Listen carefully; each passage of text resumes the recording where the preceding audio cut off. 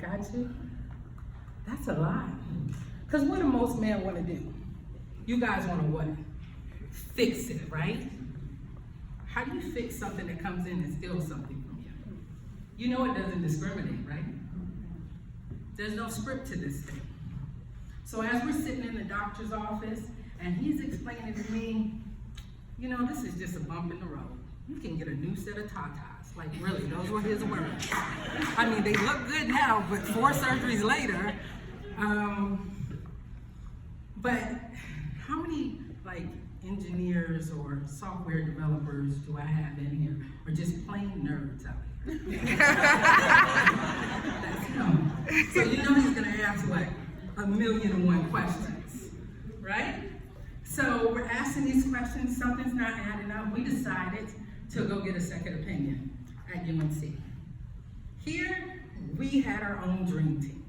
We got to pick them, we advocated for them, and as we're sitting there and I'm still planning this wedding, they tell us that my cancer is invasive, that I need chemotherapy, that I will need radiation.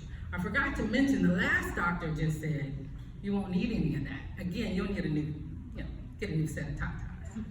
So as I look to my husband on my right, and he's devastated because we listened to the first doctor, right?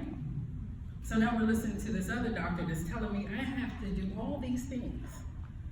We have to do all these things. It's no longer a bump in the road. You know, our road, we can't even see, it's not even clear anymore. So as we're doing this, on April 1st, I call a friend. You're talking about the community? I call a friend. I call my twin who's sitting there, and I said, we're gonna get married. All my husband's asked is that we get married in the church. Well, you don't know how much you give to people until you show up and your wedding is paid for. Big wedding, big band. And the next day after your wedding, you have to go and get your treatment plan, right? So as we're doing all this and we're learning all these things,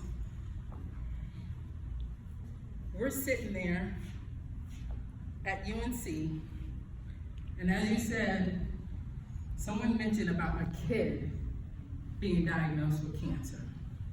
I'm sitting there waiting to get my results, and my husband looks at me and he says, I can only think of one thing worse than this right here, is our children having to go through this. That's devastating, because again, what do we want to do? Fix it. The mothers want to heal it. So as we're going through all this, I had chemotherapy. I woke up the next day and I said, I can't catch my breath. Something's wrong. Well, you know what they tell you, anybody who's been through treatment, go straight to the emergency room, tell them that you're on chemotherapy, and you'll go straight through. Like that is the magic word, chemotherapy, go straight through. And I'm looking at my husband and he's like, everything's okay. Until I see the doctor come in, his head is down, and he's like, yeah, you have a blood clot in your lungs. So on top of and that was only the first one, so I don't have time to tell you about the second one. But the first one, after chemotherapy.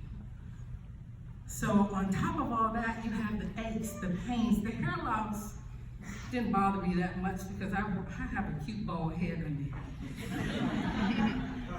But the lymphedema, where I can't even wear my wedding ring. See, I tried wearing it on the right side, didn't work. I tried wearing it on my neck.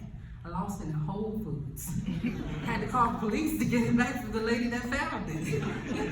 So it sits there as a reminder. See, people think when you're done and your hair grows back and everything looks like it's complete, that it's okay. But you're still walking around getting treatment for lymphedema. You still have your 6 months or 3 months appointments. You still have to get tested. You still have to do all these things. And then he said the magic time is what, 10 years out? Well, I have friends who have reoccurrences before them. I have friends who are not here right now.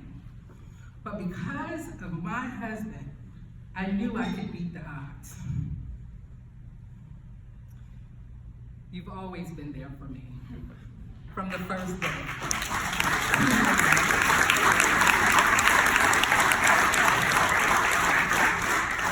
And always talk about him, but this real man wears pink, gives me a chance to show him how much I care, how much I love him, and how much we can give back to this campaign. Tracey already gave you the numbers. I don't want somebody to be told those 4 words again. You have cancer. Sitting there at 36, waiting to plan a wedding. I don't want that to happen anymore. So everybody in here who's wearing pink or thinking about buying pink or just won't put on pink, I just need you to click that donate fundraising button and not just smash that last year's total. I want you to, what agency do you work for? Where you work at? I work for myself. You work for yourself? Yes, ma'am. Which means you know other people who work for themselves. Absolutely do. All right, I heard SAS is like the sponsoring agency. Yes, a presenting sponsor, right? Which means SAS knows other people, right? It's all about networking. So what I need you to do is ask the people that work for themselves to give of themselves, their time, their money, and their commitment. And again, don't just wear pink. Because the real men that are out here doing these things, standing up,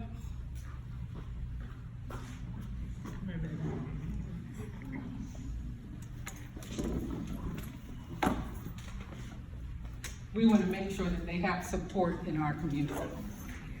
Thank you.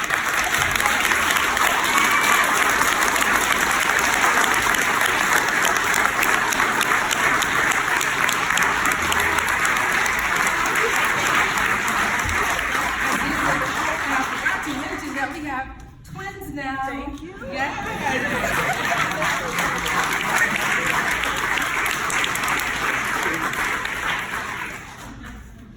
So while you guys think about that, while you think about the research, while you think about Kevin's story,